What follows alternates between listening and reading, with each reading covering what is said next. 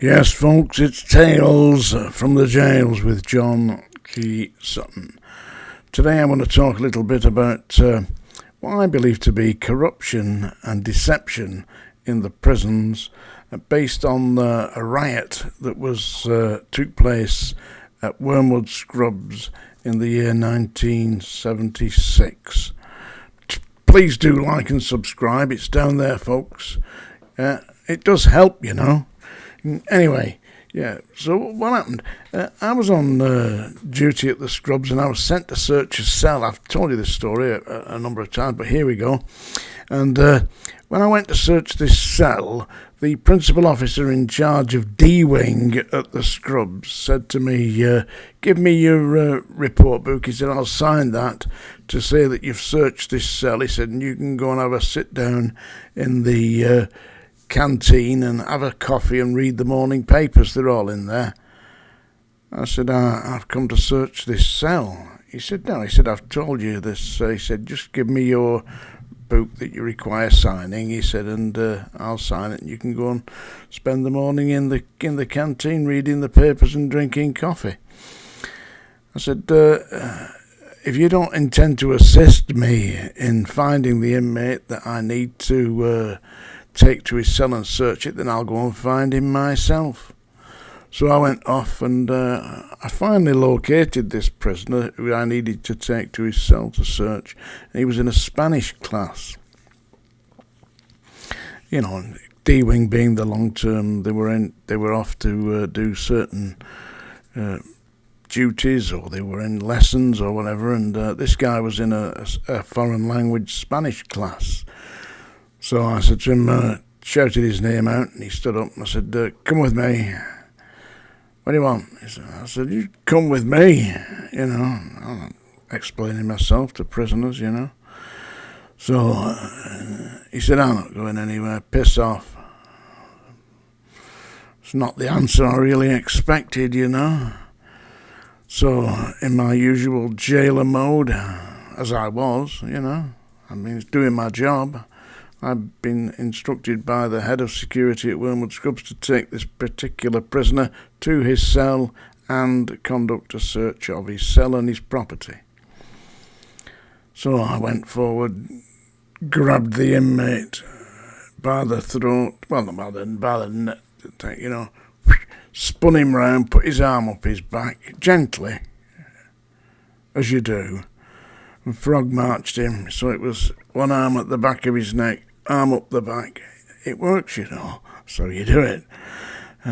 And like a bouncer at the nightclub, you know, because I used to do that before. Anyway, so I took him to his cell forcibly, and as I was taking him to his cell, I got about halfway along the landing, and he's screaming and shouting, and you know, the hell of a noise he was making. Didn't get him anywhere, like. Except it did in a way, because about 4 or 5 of the staff, long-term staff from the D-Wing came running up. Get off him, get off that inmate. And then the principal officer come running up and said, immediately, get off him and get out of there. I said, listen, I'm searching his cell. Oh, no, you're not. He said, you're getting out of my bloody wing now. Immediately, beat it. So I said, I'm going to report this now. So I went from there to see the head of security. I said, I've just been forcibly ejected from D-Wing. When I tried to search the cell, they wouldn't allow me to do that. I said, you're the head of security, what we're going to do about this? I said, go and search some other cells then. I said, you sent me to search that particular cell. I assumed there was a reason for it. Said, the principal officer and his staff have prevented me from doing that. What are we going to do about it? No, I said, don't worry about it. Go and search some other cells on E-Wing. And that was the end of that. About a few days later, I was at home watching the television. It'd be 9 o'clock, 9:30 at night. A news flash came on. Riot at WORMWOOD SCRUBS. Seriously. Inmates on the top of D-Wing. And it showed the inmates on D-Wing. They had lights on them and the BBC cameras and all that. And one of the inmates that was on top of D-Wing, dressed up in a paramilitary uniform, carrying a big Irish flag, a tricolour flag, was the Irishman that I'd lifted out of the Spanish class to take him to search his cell. He was up on the roof, and that's why they didn't want me to search his cell, because they knew, or he certainly knew, that what he had hidden in his cell was an imitation military uniform and the flag of the Irish Republic. There was a subsequent committee set up by the government to discover what had happened, why there had been, how had they managed to get these fake uniforms, and how they managed to get the flags, and how did that happen. An inquiry into that based at the Scrubs. Nobody ever asked me, and I could have told them, but they invented some load of bollocks. Now, that is, in my opinion, how corruption works. They set up a committee of inquiry, and the committee of inquiry is not to find out really what really happened, because if they wanted to know what really happened, they would surely have asked me, and I would have told them that this man, who was part of the riot, one of the leaders of the riot, had forcibly resisted having his cell searched and was aided and abetted in this restriction by the principal officer and staff of D-Wing. And that is how the riot at Wormwood Scrubs in, I think it was February 1976, took place. That's how it happened. So there you have it, you see. And that's how it works. Set up a committee of inquiry and invent a story. Hey, it's a strange world, is it not? I'm now going to... That's your song dinger, folks. Yeah, Run for the Hills. I'm going to read you a poem. It's not a song. I could sing you a song if I wanted.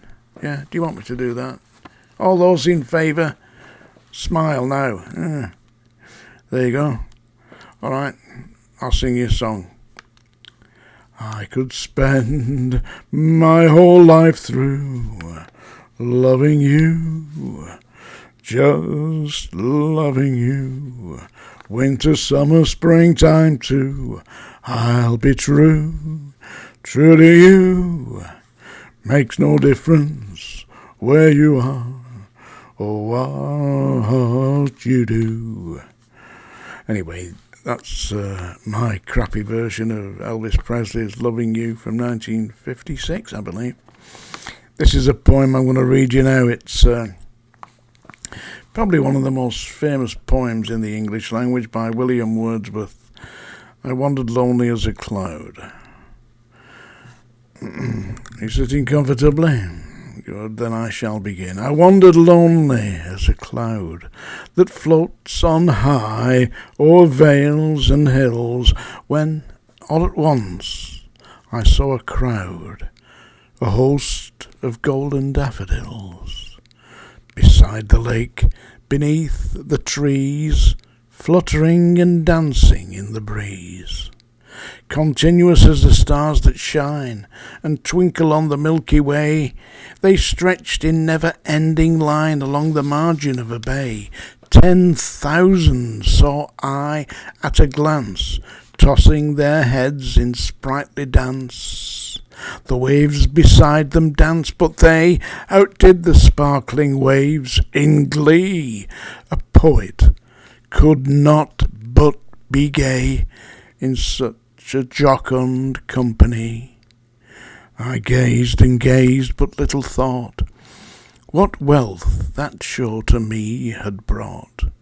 For oft, when on my couch I lie, in vacant or in pensive mood, they flash upon the inward eye, which is the bliss of solitude. And then my heart with rapture fills, and dances with the daffodils. William Wordsworth. I've been to his former place. It's called Duff Cottage. It's near Grasmere in the Lake District. I highly recommend it. Tales from the Jails, folks.